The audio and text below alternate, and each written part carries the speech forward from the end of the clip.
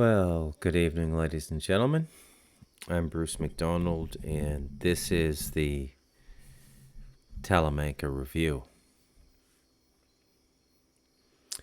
It's Monday, the 4th of August at 10:38 p.m. Bit of a late start.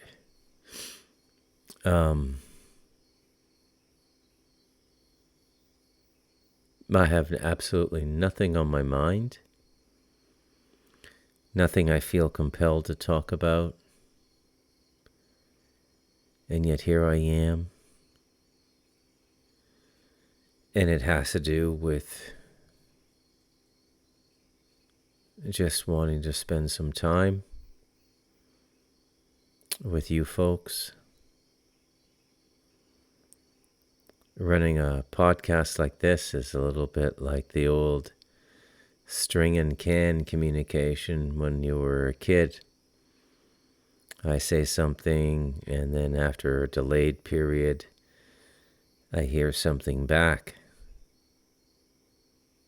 A comment on YouTube or Substack, or an email, or a Facebook message, or a Telegram message, or a WhatsApp message.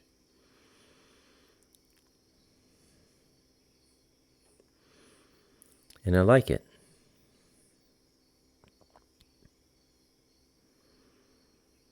Winds of change.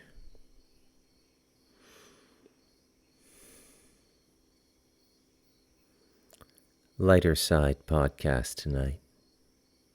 Although I can't guarantee it's all going to be light. But I'll try. Because Lord knows I've burdened you folks enough with the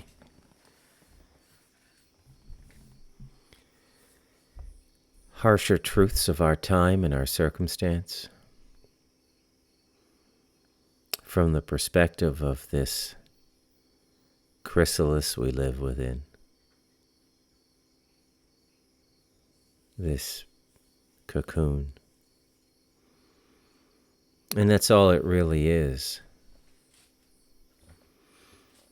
A human body is a spiritual cocoon, a chrysalis. And you're trying to come alive on the inside. All that stuff I talk about. The awakened imagination. The internal light. The internal sound.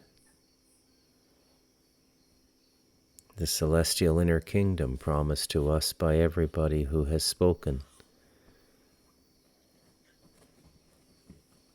on these matters. And it is not an intellectual awakening. It is not a psychic awakening. It comes through the heart. Psychic and intellectual awakenings to multidimensionality never end well. You can't math your way through this stuff. It's not how it works.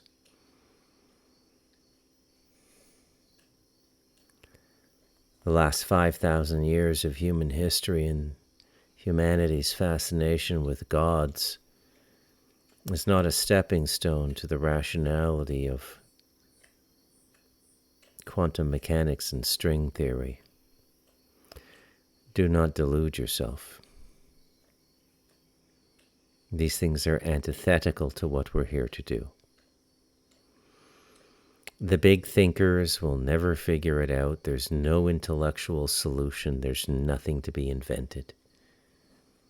Everything we needed, we had 500 years ago. State of medicine was probably better 500 years ago for certain ailments than it is today. The only thing we have today that might be better is trauma-based surgery, car accidents and stuff like that. In the past, if you had a bad spill on a horse or something, they might not be able to put you back together.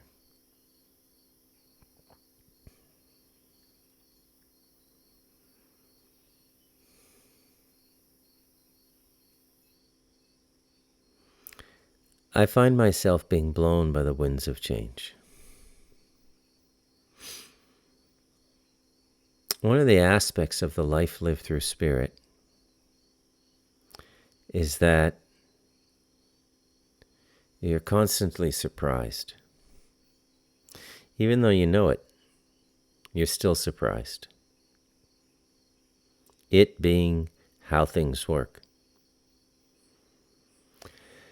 It's not so much that you're surprised, it's that you remember the spirit coming back to you. You remember your own higher self coming back to you, which is what God is. You're already God, you just haven't developed the awareness of it yet. God's not an object out there, it's part of you.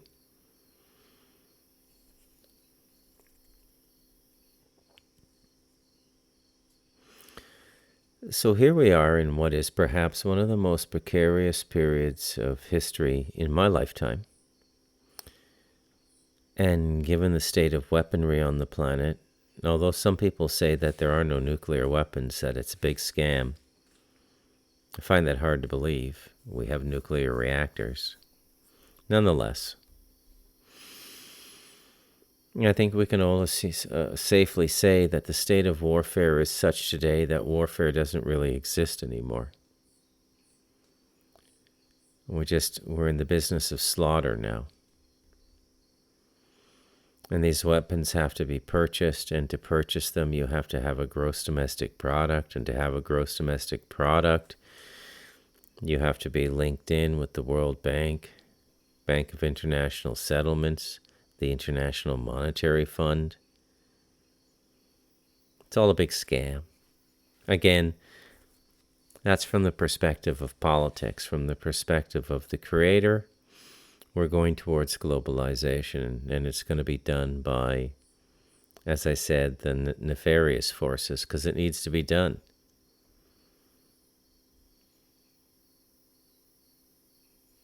And that's all there is to it.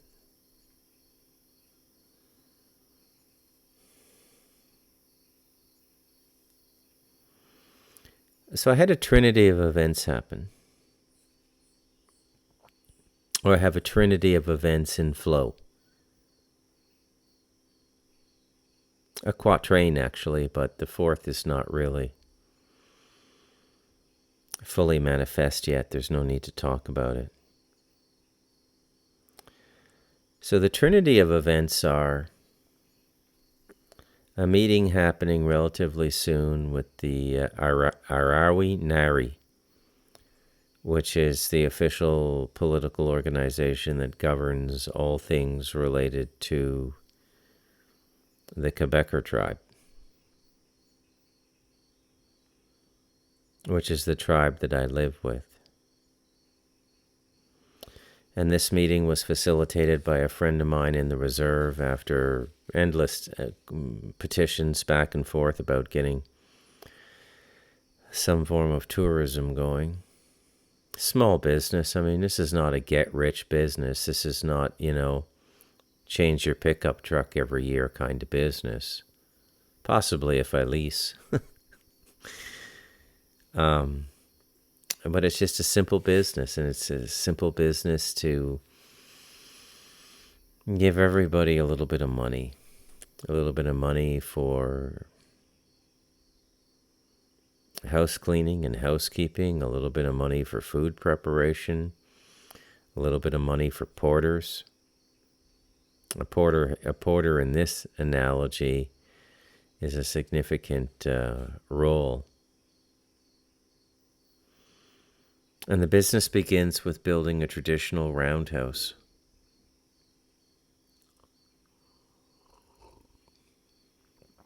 And to get permission to do that, I have to meet with the Arawi Nari.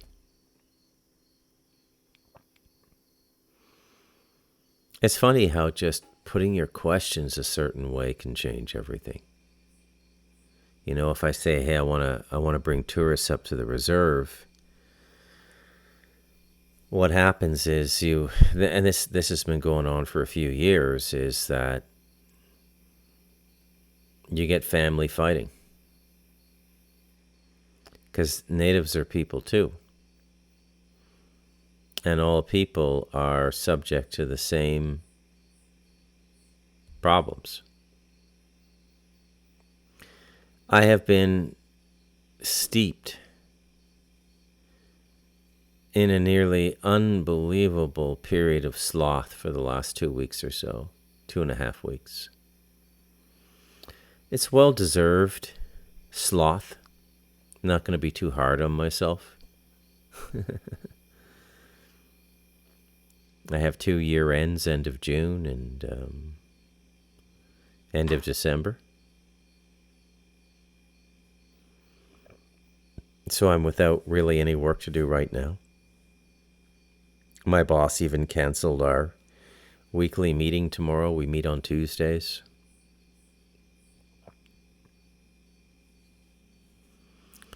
So I thought, what am I going to do? And I thought, well, I'm going to see if I can watch something really good.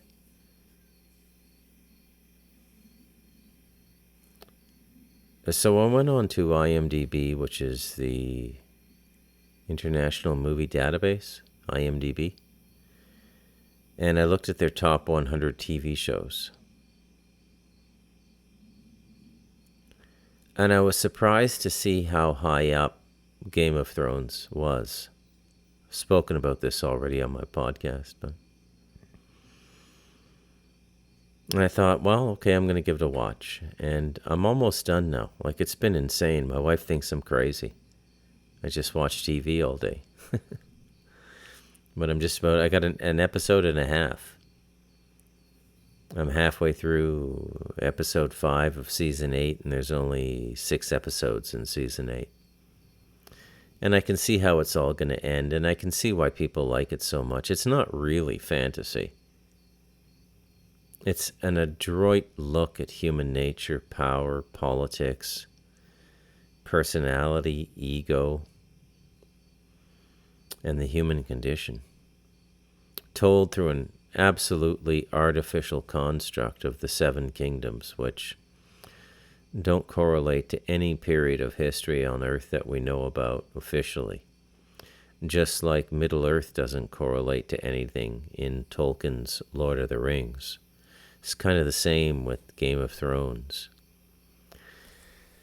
But the human personalities and the human institutions, whether they be governmental or ministerial or religious, they're bang on. The acting is bang on. The portrayal of power absorption and power consumption, being consumed by power at an ego level, is bang on. I understand why people raved about it now. And again, I'm not a huge fan of fantasy, not a huge fan of science fiction. I like straight up storytelling. I don't read genre literature. I read poetry. I read literary fiction. And I read some decent nonfiction. Those of you who have read God is an Economist and The Stolen Child will know what I mean. I like good literary writing. I like Ernest Hemingway. I like Emily Dickinson. I like Wallace Stevens. I like Philip Larkin. I like Cormac McCarthy. I like some Margaret Atwood. I think she's a good prose stylist. I really detest this whole Handmaid's thing that's going on now. I think I spoke about that on the Talamanca review. But she's an excellent prose stylist, I'll tell you that right now. She's a very clear communicator. I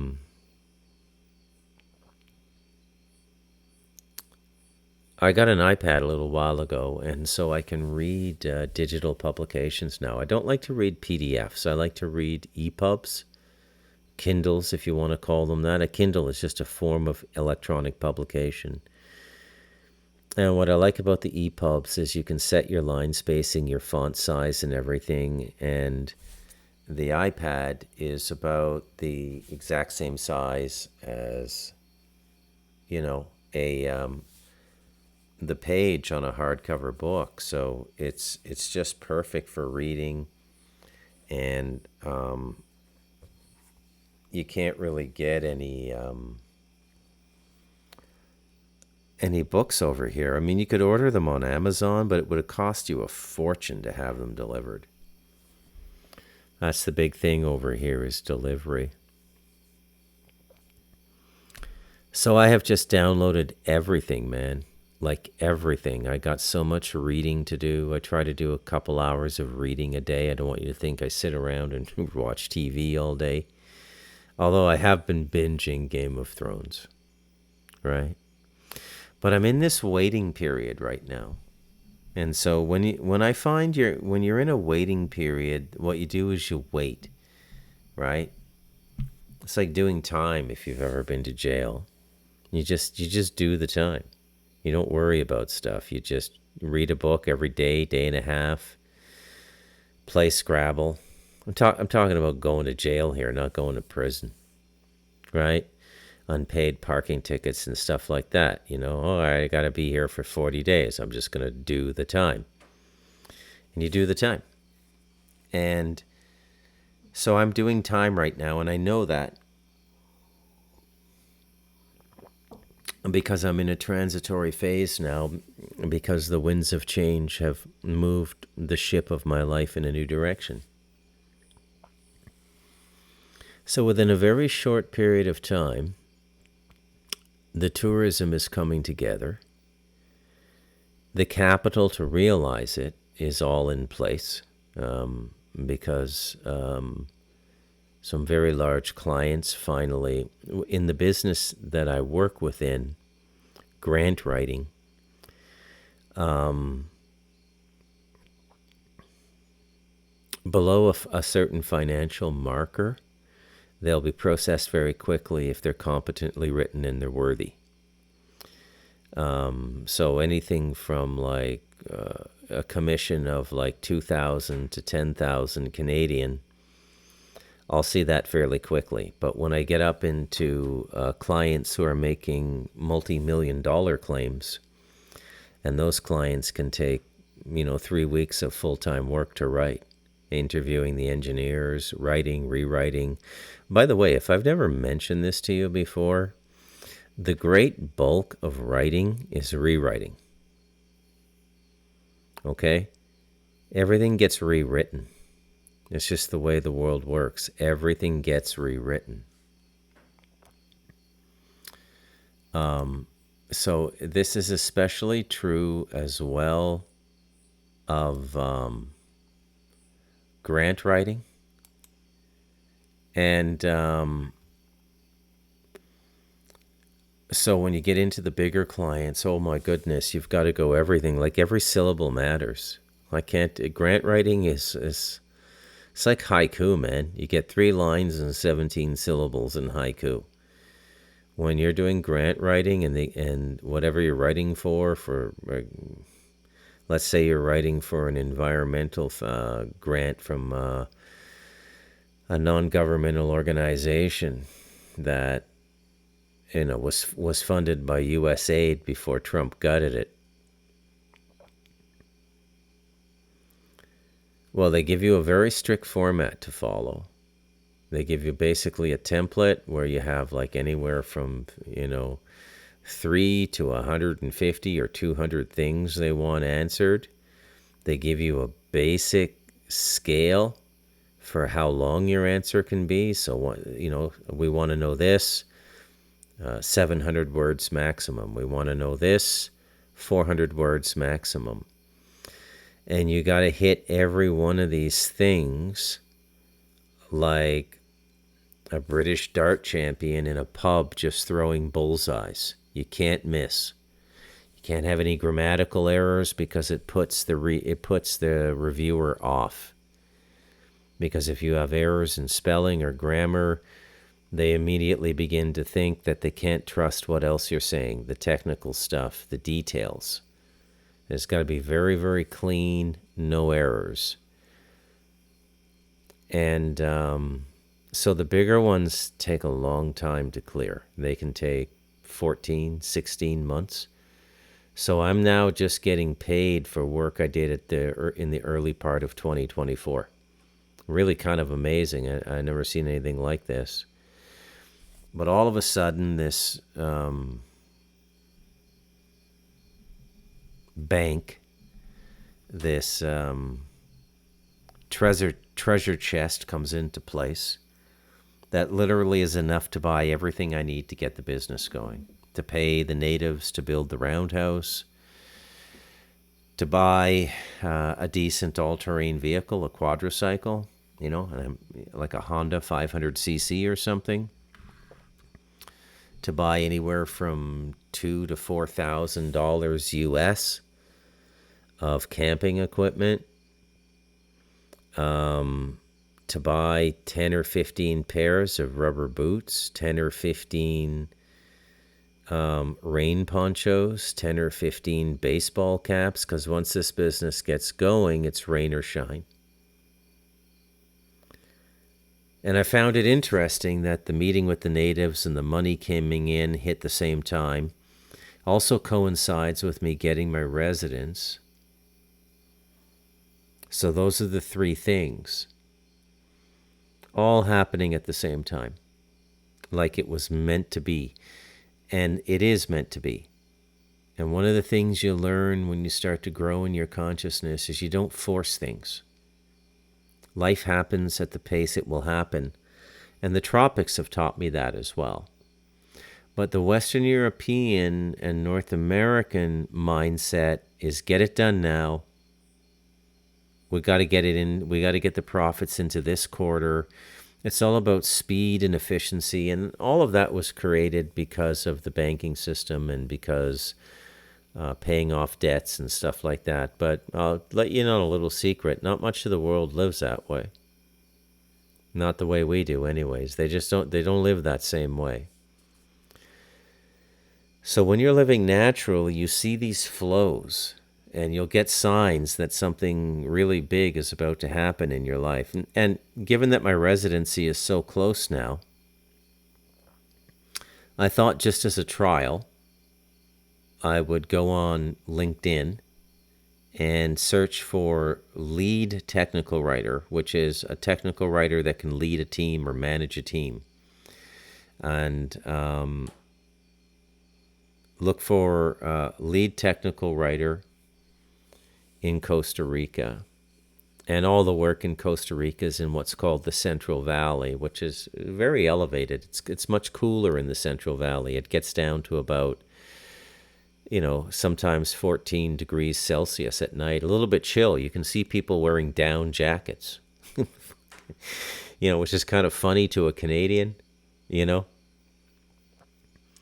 and but they wear winter jackets, and it's called the Central Valley, and there's 3 or 4 cities, San Jose being the biggest, which has about 1 million people, and then you got Heredia, Cartago, and a few other cities, and there is a massive technology boom here. This country is being queued up. Okay, there's all these headhunting agencies now that specialize in finding talent in Latin America. Now, the interesting thing is they still need all their writing done in English. So a product may be developed in Costa Rica, okay?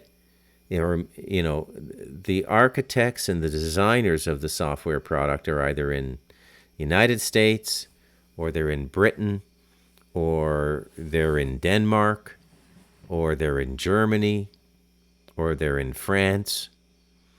And what's happening in Costa Rica is Costa Rica has become one of these satellite countries for software development. The kind of like the way Bangalore, India was and is still, but it was for quite some time. And so there's a booming high-tech sector here now. And all writing has to be done in English. Well, how many people do you think there are in this country of 4 million people with like 27 years of technical writing experience in telecommunications and software, who are native English speakers, who also speak Spanish to get along with explain things with the coworkers, even though they'll be writing in English, the language in the office will be Spanish, and somebody who can set up an entire throughput for the work with open source software. So you don't have to go out and buy 10 licenses of Adobe InDesign at, whatever, $1,400 US a license. Because you should be able to do all your writing now with open source software. Well, I can tell you there's not many people. In fact, I might be the only one. So I sent a trial balloon out like Thursday last week, which was too early because I don't think I'm going to have my residence for another month. They're on me today,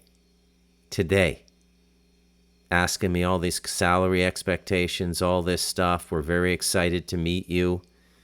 I give them, I use Gemini for everything. Gemini can answer any question. So I used Gemini to look at salaries for lead technical writer in a telecommunications capacity, lead technical writer in a software capacity, team lead for a communications department that does technical writing, which, if you don't know, by the way, is installation, configuration, maintenance, and extended development in the form of APIs for software platforms. Nobody really sells software products anymore, except maybe gaming companies. Everything is a platform now. Okay? And there's not many people who can do this, so they're all over me. And I said I want anywhere between like 50 and 70,000 US a year. And they didn't blink an eye. Now remember, that's not as much. In Silicon Valley, someone with my experience would be making maybe 180 a year. But you're living in Silicon Valley. Your rent for a bachelor apartment is going to be about $4,000, right? Your income tax is going to be 35-40%, right? So right away, take away almost half of it. Over here, you can make 70, 80, maybe even up to 100,000 US, and income tax is about 3%. Like, it's mind-boggling, right? And then they'll probably take, and all of this is because I'm getting my residence. So this is the biggest flux of change I've been in for a decade since I came here. And everything is changing. That when the tourism business is up and running, I want other people to run that business. I don't want to do it. I want to just keep writing, working my profession, my trade, and I'd like ultimately for my son to come over and run the company. So everything's happening at once. And I can't help but notice that there's all this growth in my life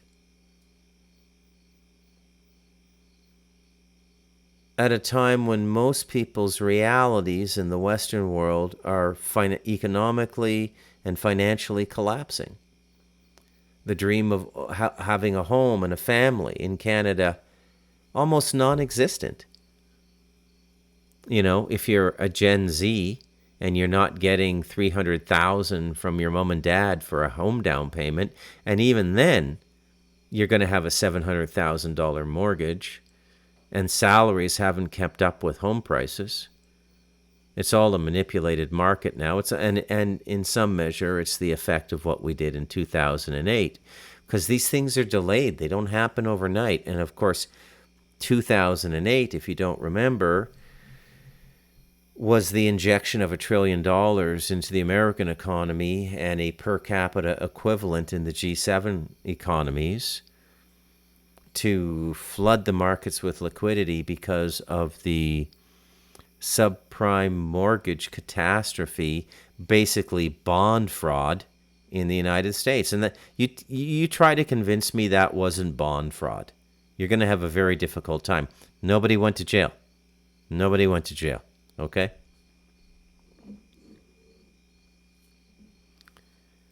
So the feeling over here is like the feeling that one might have had in Australia or Canada or the United States in the 70s.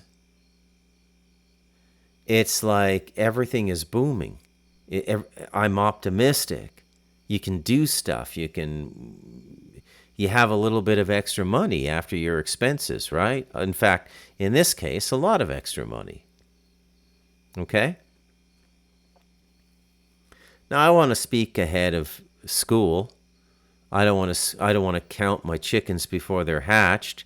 There's no guarantee I'm going to get this job in San Jose. I think they might look for someone else if they have to wait longer than 3 or 4 weeks for me to get my residence. But we'll see what happens, and it's a very good sign. I mean, I did one test balloon. I submitted my application to one job in San Jose. Now, I knew in some ways that the market was good because a lot of headhunters reach out to me. And then I tell them, well, I don't have my residence yet, and they can't work with me. They all follow the law pretty closely.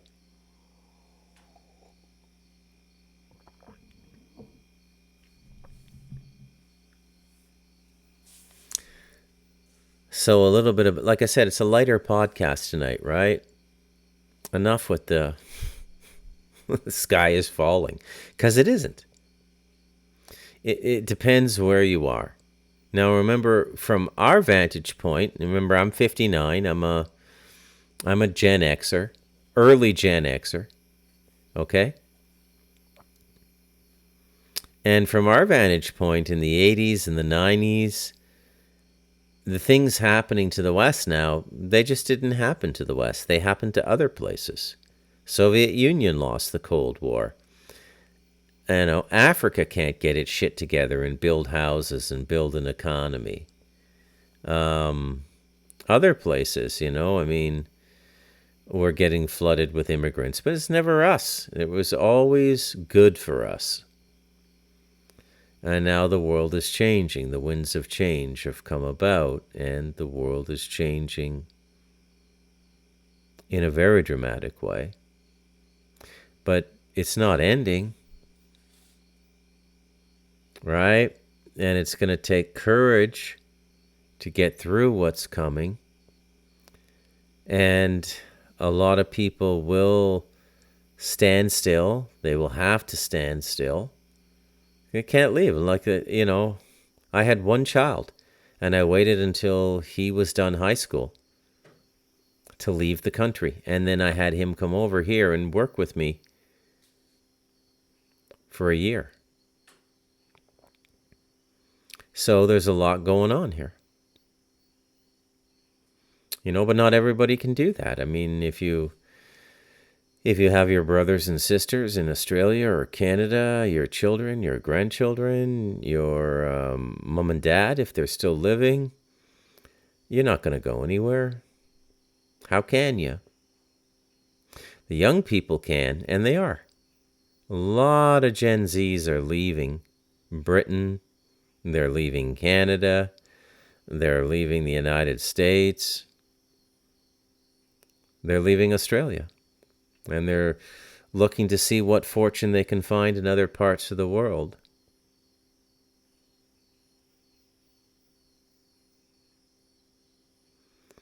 Part of being a spiritual person is being able to feel these winds of change. It doesn't mean you're reading tea leaves or you're talking with spirits or who are going to tell you the future. Again, you know how the Talamanca Review feels about that stuff. Soothsaying and necromancy and psychic predictions and channeling. Talamanca Review is not a fan of those things. But spiritual direction is something else. it's like a dream. Like, hey, Joseph, you got to get your family out of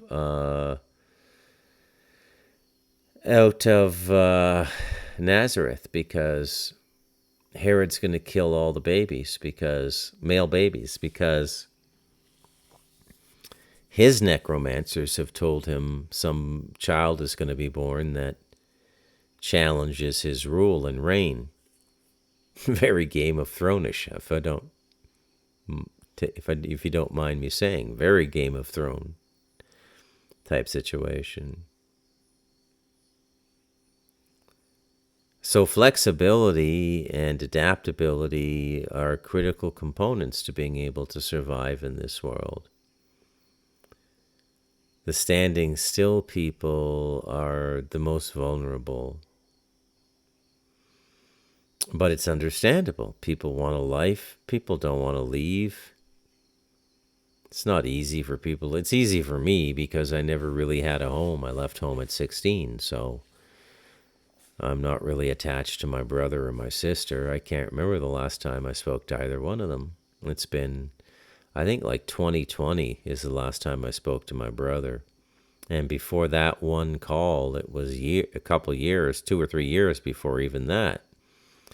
And that call was simply to tell him not to get vaccinated and not to vaccinate my niece and my nephew, which he went ahead and did. I don't speak to my sister. I occasionally speak to my mother, but not that often. And you got to have your guard up. She's got a very witchy disposition. Old Catholic lady, old nun. They get so negative, these religious types, that they're just bag of demons. My mom is now. It's unfortunate to watch the fate of people. Very unfortunate. But I tell you these stories tonight to let you know that there is a possibility. And if you're young enough and adventurous enough and hardworking enough, you can go and try to make your life somewhere else. Lord knows, if you grew up in Canada or the United States, you spent your entire life watching people do it in reverse. Meaning you watched immigrants come to the United States and Canada to try to make a better life. Well, that's being reversed now. You're going to see a massive exodus from the West. And people are going to go to different parts of the world to try to make another life. Okay? There's a lot of role reversals now. Right? But there's a scale and a balance to everything that's going on. Okay? A lot of people don't want to see this. I have friends and acquaintances that are otherwise very smart people, but I can't really bring this topic up with them. They get too defensive, even though they should know better. And here I'm referring to the weight of responsibility and deserving something. Okay? So everything goes around, everything comes around, and now it's come around to the West and the countries that were the best to live in and the most prosperous from 1945 to now.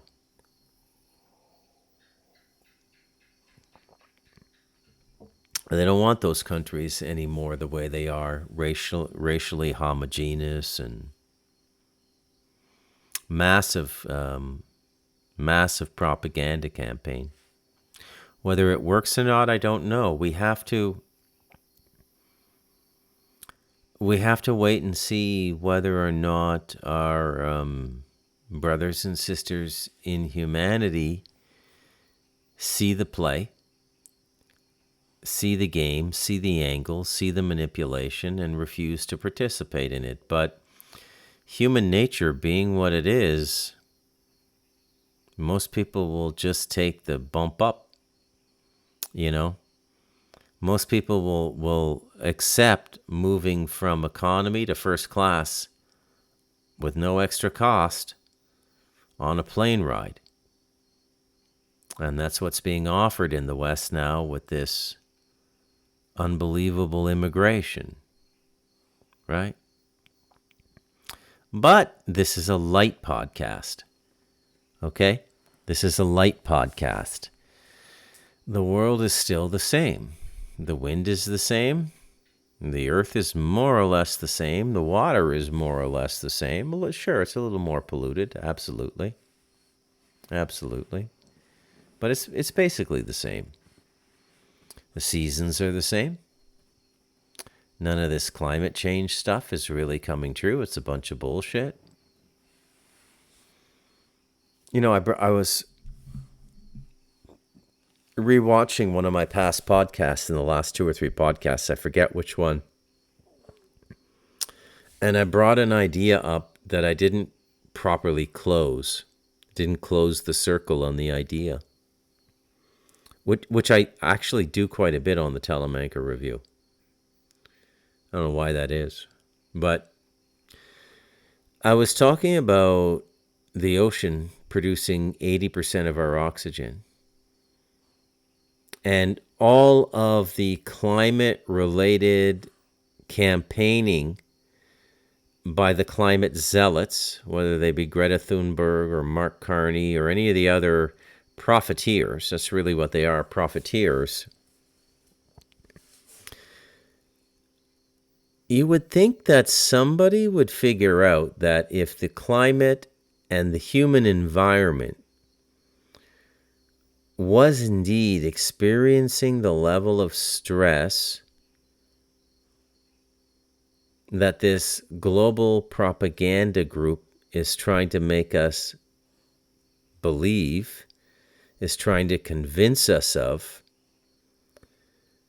that somebody would step up and say, well, it's better to consume domestically. I think I wrote this either in The Light of Darkness. I think it was in The Light of Darkness, actually.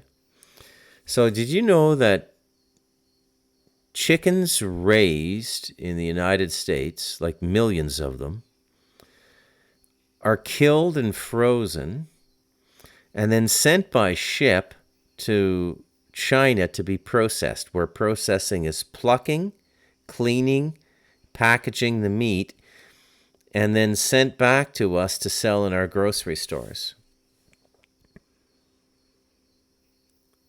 And the ship that goes across the ocean is aiding in the pollution of the environment that produces 80% of our oxygen in a socio-political environment in which we're being told carbon is rising, which equates to an oxygen depletion.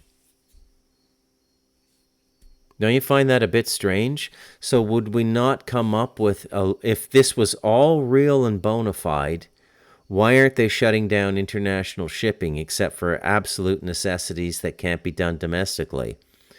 For example, if you don't have oil domestically, then you have to let oil tankers come into your country to give you oil so everybody can drive automobiles. But why are we sending chickens over to China to be cleaned, plucked, and sent back to us to be sold in our grocery stores? I mean, what sense does that make if we're in a climate emergency?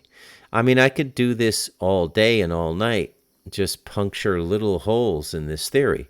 Anybody could, really.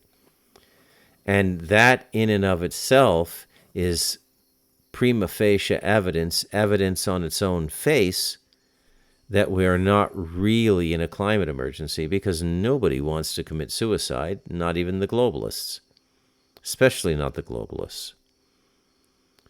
So why would they commit suicide and destroy the environment they live in as human beings? Well, they wouldn't, is the answer.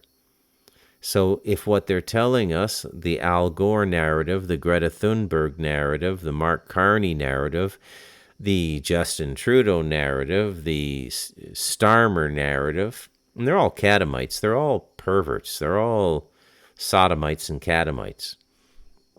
I don't mean to be derogatory toward homosexuals, because If you're truly homosexual, then you have no other way to make love to another human being. You have to use whatever part of the body you have to use because the normal part's not there because it's not a woman. My point being, these people aren't gay. When they practice sodomy, it's about power-based sexuality rather than in the 11th house. So the most amplified form of power-based sexuality, which is the opposite of love-based sexuality, which is making love. And they're all like that because they get things put up their ass when they're kids because they all go through these engineered consciousness programs. That's what I like my term. I like it way better than MK Ultra or Monarch or any of that crap, okay? Engineered consciousness. So cultivated consciousness is voluntarily submitting yourself to a regiment of spiritual practice.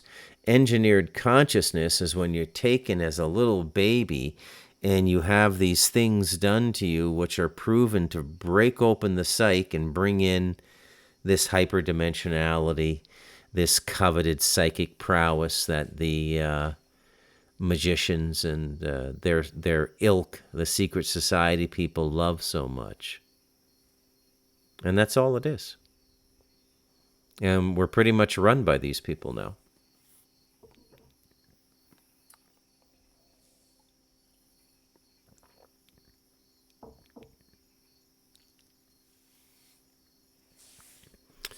Now, the other thing that comes to mind as I speak about these things is compliance, okay, and consent.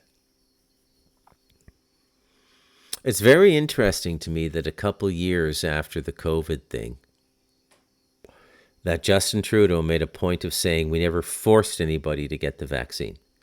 And when he says force, he's speaking like a lawyer, because they all speak like lawyers, because it's how they mitigate the liability of being the assholes that they are. And what they mean is they didn't actually apprehend anybody, tie them down with leather straps, and forcibly inject them. But they made the decision not to get vaccinated so cumbersome that unless you were capable of sustaining yourself on savings in an escalating inflationary cycle for 1, 2, or 3 years in a large urban center like Toronto or Vancouver, you had to get the vaccine. And then he has the audacity to say we didn't force anybody to get it. They just, at every turn now, they're showing us who they are. What I'm talking about is compliance and consent. There's a point of no return in all of this where you're not going to be able to dissent anymore. And we're getting pretty close to it. And it all has to do with this legal system they've created, which I've spoken about at length on the Talamanca Review. But there will come a point in this process where they will deem your physical body their property because it has been augmented so much by their technology, ergo the mRNA vaccines and things like this. Not many people see that coming. I've read a few blog posts about it here and there, but that's the reality. That's the reality.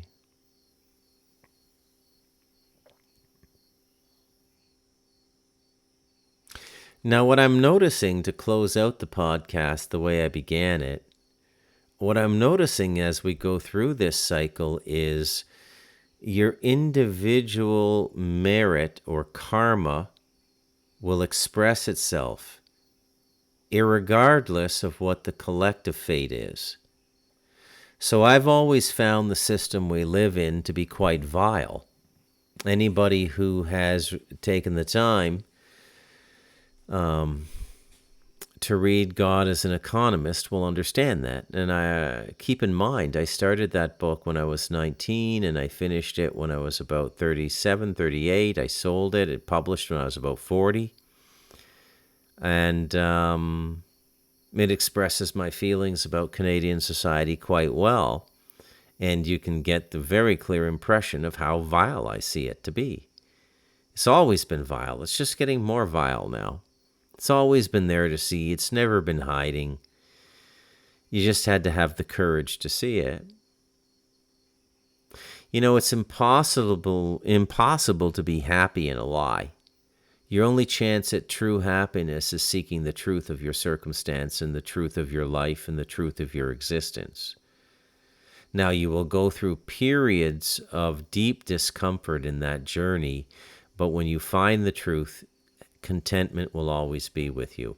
Not euphoria, not overt stimulation, not I'm a Hollywood celebrity and living in Beverly Hills. I'm going shopping today, happy, which isn't really happy. It's just distraction. But you'll be very content. And there's no other way to be content but live in the truth. I don't know what I'm going to call this one today. Lighter side podcast maybe, but it didn't stay completely light. Anyways, a little bit of my life, a little bit of the world, a little bit of everything. Peace out. I'm Bruce McDonald. This has been the Talamanca Review.